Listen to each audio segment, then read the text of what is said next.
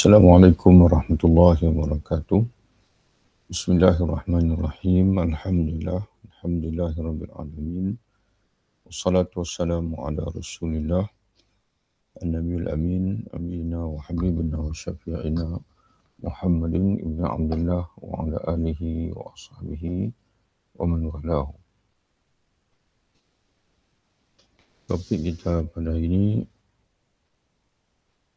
bahagian hamba dari nama Allah Al-Quddus sesuai dengan tuntutan ubudiyah. Dan topik besarnya adalah at-takhalluq bi asma'illah. Kita ingin berakhlak dengan nama-nama Allah Subhanahu wa taala. Dari perspektif kita sebagai hamba, iaitu membersihkan. Bagaimana kita nak berakhlak dengan nama Allah Al-Quddus, iaitu dengan kita membersihkan kehendak dan ilmu. Kehendak dan ilmu, membersihkan ilmu. Kerana Al-Quddus makna, Al-Quddus iaitu Tuhan yang Maha Suci. Tuhan yang Maha bersih daripada sifat kekurangan. Jadi oleh sebab itu, kita sendiri pun kena bersih. Dia Allah SWT, Tuhan yang Maha bersih, Maha Suci, maka dia menyukai, menyintai hamba-hamba yang bersih dan juga suci. Jadi kita nak suci daripada apa tu? Nak bersih daripada apa? Merangkumi ilmu dan juga kehendak. Ilmu dan juga kehendak.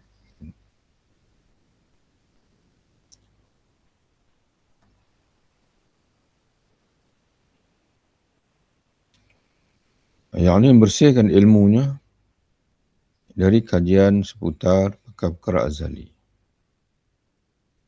Ini perlu sedikit penambahan dan juga terjemahan ini agak tidak sempurna. Jadi kita tengok pada teks Arabnya. Kata dia, ayunazziha iradatahu wa ilmahu. Jadi iaitu dengan seorang hamba membersihkan kehendaknya, keinginannya dan juga ilmunya. Itu makna pembersihan di sini. Amma ilmuhu fayunazzihu fayakuna taraddudu nazarihi wa tatwaf ilmihi hawla al-umur al-azaliyah al-munazzahah. Apa makna kita membersihkan ilmu? Iaitu dengan kita memastikan lingkungan ilmu kita dan juga pelegaran ilmu kita itu berada di sekitar perkara-perkara yang azali, yang suci. Jadi apa dia perkara-perkara yang bersifat azali dan juga suci, tidak akan berubah sampai bila-bila, iaitu Allah Ta'ala itu sendiri. Sifat-sifat Allah, keagungan Allah. Jadi ilmu kita ini, kesimpulannya, ilmu kita bukan berada dalam perkara yang berubah, perkara yang yang tidak tetap. Itu makhluk itu sendiri. Sebaliknya ilmu kita ini berlegar, berpusat pada yang azali, iaitu Allah Subhanahu Wa Taala dan juga sifat-sifat dia. Dan arti lain, sandaran ilmu kita pada wahyu, sandaran ilmu kita, pegantungan kita. Kalau kita sebut tentang pegantungan, maka dalam ilmu kita bergantung kepada Allah Subhanahu Wa Taala. Bergantung pada Allah, tidak bergantung pada makhluk, kerana makhluk ini berubah, mati, hilang, lenyap. Allah Alam, mudah-mudahan itulah yang dimaksudkan, insya-Allah. Okey. Dan kehendak pula membersihkan kehendaknya dari hal-hal yang berkaitan dengan kelezatan syahwat dan amarah. Jadi kita menyucikan keinginan kita daripada semata-mata hidup kerana kelezatan dan juga amarah, atau kesenangan makanan, pernikahan, pakaian, pandangan, sentuhan dan segala kelezatan yang tidak dapat dicapai kecuali melalui indera. Maknanya kita hidup dengan indera panca indera yang 5. Kita hidup untuk melayani mata kita, telinga kita, lidah kita. Melayani dipanggil deria-deria kita, rasa dan sebagainya. Ingin sejuk, ingin tenang, ingin berada aircon, ingin rasa sedap, ingin menonton, ingin mendengar lagu, tidak. Sebaliknya kita hidup dengan kalau kita nak sebut indera jugalah, kita sebut indera yang keenam iaitu hati. Kita hidup dengan hati. Mana hati inilah yang kawan dia lagi luas. Menyebabkan manusia hidup dengan hati, maka dia boleh meneroka tentang Allah. Kerinduan, kecintaan, ketakutan pada Allah. Itu semua berkait dengan hati. Keinginan akhirat. Keinginan akhirat berkait dengan hati. Sebab tidak ada mana-mana indera kita yang dapat menyelami keadaan di akhirat. Jadi hanya dengan Allah Ta'ala, dengan hati saja. Jadi kesimpulannya kita hidup dengan 6 indera. 5 yang syahadah untuk menanggapi alam syahadah, dan indera yang ke-6 iaitu hati yang bolehkan kita untuk menanggapi alam ghaib. Jadi Allah Ta'ala mengetahui alimul ghaib wa syahadah. Tuhan yang mengetahui yang ghaib dan juga yang syahadah. Alam ghaib iaitu alam yang hanya dapat ditanggapi oleh hati manusia. Keyakinan. Bila manusia yakin pada Allah dan Rasul, maka apa saja perkhabaran ghaib yang diceritakan oleh Allah dan Rasul, maka hati akan yakin walaupun indrawi manusia yang 5 tidak dapat melihatnya, belum dapat melihatnya. Adapun alam syahadah ialah alam yang dapat dicerap, yang dapat ditanggapi oleh indrawi manusia yang 5 itu. Jadi sebab itu bila di akhirat nanti pun Allah Subhanahu Wa Taala tak kala menyebutkan siapa yang Allah akan terima, yauma la yanfa'u malun wala banun illa man atallaha biqalbin salim. Hari kebangkitan nanti adalah hari yang tidak akan beri guna lagi harta dan anak-anak, melainkan orang datang menghadap Allah dengan hati yang bersih. Nabi qalbin salim, dengan hati yang bersih. Itu dipanggil itulah dengan hati yang bersih. Dia tidak punya lagi bahagian kecuali kerana Allah. Makna keinginan dia semata-mata kerana Allah Ta'ala.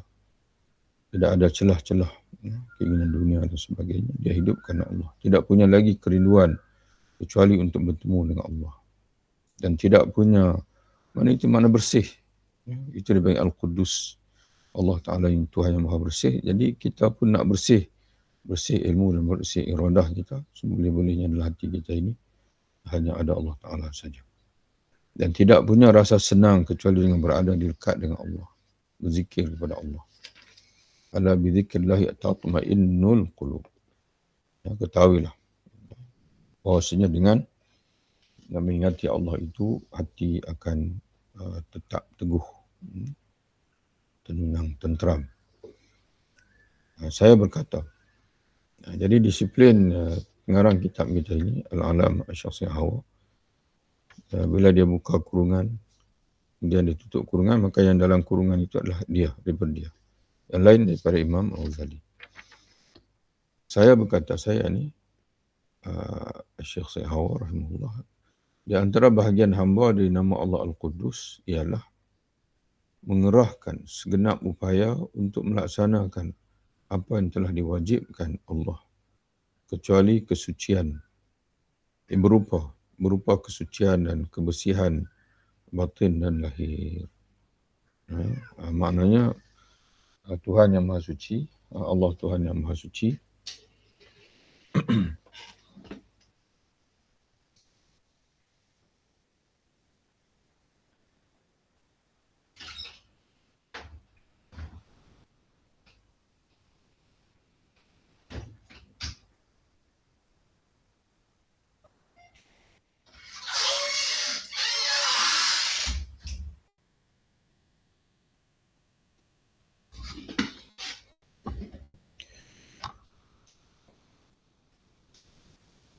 jadi tambah tadi ada 2 yang disebut oleh Imam Ghazali rahimahullah, ditambah 3, yang ketiga oleh pengarang Itu al-alamah asy-syakhsiyah hawa, iaitu kita melaksanakan perintah Allah, semua perintah Allah yang berkait dengan tazkiyah, penyucian.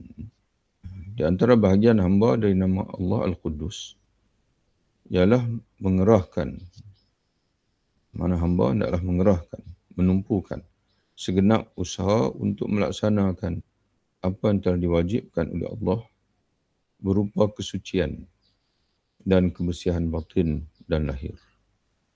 Penyucian batin, hati dan juga lahir. Bersuci, mandi wajib dan sebagainya. Bersih daripada najis. Termasuk kerana hal ini merupakan kebersihan yang layak bagi manusia, mana yang selayaknya bagi manusia. Kebersihan, apa saja kebersihan yang diperintah oleh Allah, maka itulah kebersihan yang perlu diberi tumpuan di manusia. Di samping termasuk salah satu bentuk kesempurnaannya, kesempurnaan manusia. Bahkan di antara bentuk kesempurnaannya ialah bahawa kesucian dan kebersihan itu tidak hanya berkaitan dengan dirinya, tetapi meliputi segala apa yang ada di sekitarnya. Jadi bukan sahaja kita bersihkan diri, sekitaran. Kita perlu bersih sehingga tempat tinggal dan semua perabotnya bersih dan suci. Jadi bila Allah Ta'ala menyatakan dia maha suci, sudah tentu dia menyukai hamba-hamba yang bersuci, zahir dan juga batin. Suci hati, suci tubuh badan kita daripada hadas dan najis, dan juga suci tempat kita, tempat tinggal kita, persekitaran kita dan sebagainya. Itu yang ketiga. Yang keempat, bahagian hamba dari nama Allah As-Salam, sesuai dengan tuntutan ubudiyah. Jadi daripada nama Allah As-Salam, jadi bagaimana pula proses untuk kita berakhlak dengan nama Allah As-Salam. As-Salam hampir sama makna dengan Al-Quddus, iaitu Tuhan yang Maha Selamat. Jadi ada beberapa pengertian kalau kita perhati dalam kitab para ulama kita, di mana As-Salam ini ada bermakna selamat, suci, bersih, dan ada bermakna suci, bersih, dan ada bermakna selamat. Iaitu selamat yang beri Tuhan Tuhan yang Maha memberi keselamatan kepada hamba-hambanya. Jadi nama Allah Ta'ala Salam ini diajar oleh Nabi SAW untuk kita ucapkan selepas daripada solat.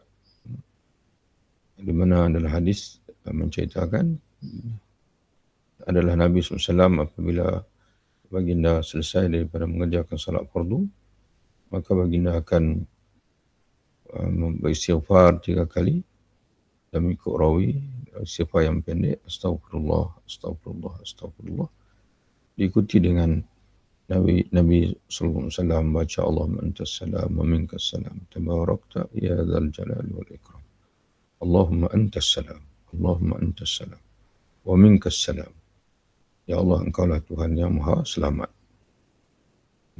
Mana selamat dari kekurangan, selamat daripada cacat celah, kelemahan, dan juga Tuhan yang memberi keselamatan kepada hamba-hamba.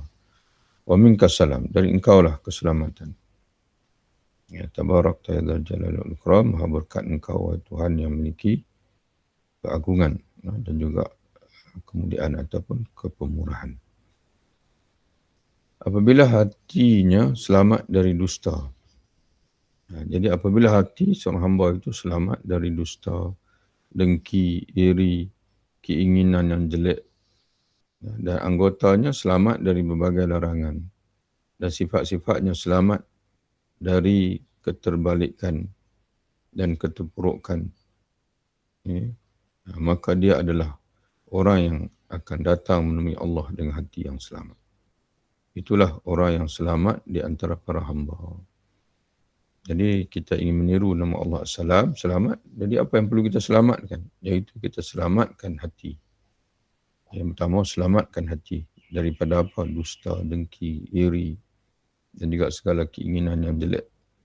Selamatkan badan, tubuh badan kita daripada menikmati yang haram. Dan selamatkan sifat-sifat kita daripada akhlak-akhlak yang sebalik daripada akhlak agama, iaitu akhlak yang mazmumah, yang diingini oleh agama ialah oleh Islam adalah akhlak al-mahmudah. Jadi kita kena selamatkan akhlak kita daripada ciri-ciri sifat-sifat kita daripada sebaliknya, iaitu akhlak al-mazmumah. Keterbalikan dalam sifat-sifatnya yang saya maksudkan adalah bahawa akalnya menjadi tawanan syahwat dan amarahnya. Jadi ciri-ciri sifat-sifat yang terbalik, okay, iaitu yang mana yang menyebabkan akal manusia ini menjadi tawanan kepada syahwat dan amarahnya. Jadi sebaliknya, akhlak yang sepatutnya yang tidak yang tidak terbalik, yang berada pada paksi yang sebenarnya adalah akhlak yang menggambarkan bahawasanya kita ini hidup dengan wahyu dan juga dengan akal yang sempurna yang tidak dipengaruhi oleh syahwat dan juga amarah. Padahal yang benarnya, keterbalikan dalam sifat-sifat yang saya maksudkan. Mana kita kena disebut tadi, kita kena selamat daripada sifat-sifat yang terbalik. Apa makna keterbalikan dalam sifat-sifat? Kata dia iaitu bahawa akalnya, apabila akal seorang hamba itu menjadi tawanan syahwat dan amarahnya. Padahal yang benar adalah kebalikannya. Yakni syahwat dan amarahnya menjadi tawanan akalnya, dikontrol. Ya, apa yang sepatutnya ialah akal kita yang mengawal, yang memandu syahwat dan juga kemarahan kita. Jadi apa saja keinginan kita bukan keinginan yang sembrono, tapi keinginan yang halal, yang diatur oleh akal, yang diisilah akal itu wahyu. Begitu juga kita nak marah, bukan marah asal nak marah-marah saja, tidak. Marah perlu, tapi dikontrol oleh akal. Marah yang sederhana, marah yang bertempat. Apabila posisi ini terbalik, maka ia telah terbalik dan tidak ada keselamatan. Jadi kalau yang berlaku sebaliknya, sepatutnya akal mengawal, tapi akal dikawal oleh nafsu, maka tidak akan lagi ada keselamatan. Kerana pemimpin menjadi dipimpin dan raja menjadi budak, menjadi hamba. Kalau akal dikontrol, makna akal yang sepatutnya dipimpin, dia dipimpin. Hamba, syahwat yang sepatutnya menjadi hamba, telah menjadi pemimpin. Itu yang dimaksudkan dengan terbalik. Tidak dapat disifati dengan keselamatan dan Islam, kecuali orang yang kaum muslimin selamat dari lidah dan tangannya. Di antara tandanya ialah orang yang selamat. Hidup, mana orang yang menghayati nama Allah Ta'ala As-Salam, ialah dia memastikan, sebagaimana Nabi sebut hadis, Al-Muslim man salima al-muslimuna min lisani wa yadihi. Seorang Muslim itu ialah orang yang selamat, orang-orang Islam yang lain daripada kejahatan lidah dan juga tangannya. Jadi kita tak puas hati dan sebagainya dengan orang dan sebagainya. Tetap kita kena buat benda yang betul. Walaupun orang bersalah dengan kita, kita tak boleh salah. Kalau tidak, kita dengan dia sama saja. Orang jahil, dia melakukan kesilapan. Lalu kita pun membalas dan kesilapan juga, walaupun kita mendakwa kita orang alim, tapi tidak ada beza. Kerana ilmu kita itu tidak membekas pada diri kita. Dalam apa keadaan sekalipun, reaksi yang kita berikan kepada orang lain mesti berdasarkan kepada akal yang diisi dengan wahyu. Saya berkata, bagaimana bisa disifati dengan keselamatan orang yang tidak selamat dari dirinya sendiri? Maknanya di sini tak dapat kontrol lidahnya dan juga tangannya. Bagaimana untuk kita katakan dia orang yang selamat? Saya berkata, kata Al-Alama Syekh Syed Awak, di antara hal yang masuk dalam tahakkuk dengan nama As-Salam ialah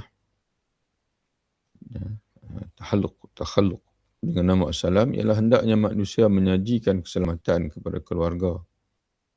Yang mana dia mempersembahkan dalam muamalat dia dengan orang lain, bila-bila masa dia akan mengemukakan keselamatan untuk mereka. Dia tidak akan merugi mereka, menipu mereka, menyakiti mereka. Sama ada pada keluarganya, tetangga, jirannya, penduduk kampungnya, teman kerjanya, masyarakat dan seluruh umat manusia. Kecuali jika urusan Allah menghendaki pemberian pelajaran. Manakala dia perlu untuk bertegas, dia perlu untuk marah dan sebagainya, maka itu urusan Allah. Mana perkara yang berkait dengan memang Allah menghendaki begitu. Bukan daripada nafsu dia. Kecuali jika urusan Allah, ini perintah Allah, menghendaki pemberian pelajaran, pelaksanaan hukuman, penunaian kewajipan jihad. Dalam jihad, dalam perang, memang kita terpaksa bunuh musuh. Pada ketika itu kita bunuh musuh, kita bunuh orang. Sebab itu perintah agama, perintah jihad. Atau perintah amirul mu'minin untuk suatu kemaslahatan. Bagi contohnya, seorang itu dia bekerja sebagai pelaksana bagi hukuman sebat sebagai contoh, hukuman bunuh. Ya, dia patuh kerana dia dilantik sebagai pegawai penjara dan sebagainya, paksa melaksanakan hukuman sebat. Dan hukuman sebat itu berlandaskan syariat. Maka itu maknanya dibolehkan. Selain itu, maka selain daripada perintah Allah tadi, maka asalnya adalah bahawa setiap Muslim harus dengan mana? Mesti menyajikan Islam dan ihsan. Islam dan ihsan kepada dunia.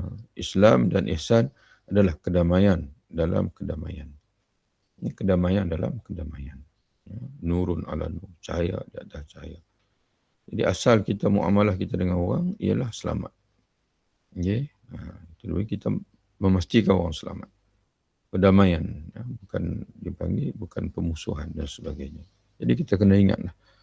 Pertama sekali sama-sama kita orang Islam, asasnya ialah kedamaian. Asasnya islah. Ya, asalnya al-mu'minu al-muslim akhul muslim. Seorang muslim itu adalah saudara pada seorang muslim yang lain. Al-mu'min, begitulah juga innamal mu'minu ikhwatun. Sungguhnya sekalian orang beriman itu adalah bersaudara. Apa keadaan sekalipun, perbezaan, krisis dan sebagainya, mesti ditangani dengan dipanggil semangat ukhuwah dan semangat persaudaraan. Mesti menjaga lidah kita, tulisan kita pun sama. Tidak boleh kita menulis dengan tulisan-tulisan yang mencerca, menghina, untuk mengkritik dan kritikan yang semata-mata untuk kita meluahkan perasaan dengan melampau. Wallahu a'lam bishawab. Assalamualaikum warahmatullahi wabarakatuh. Jumpa lagi insya-Allah dalam kesempatan yang lain.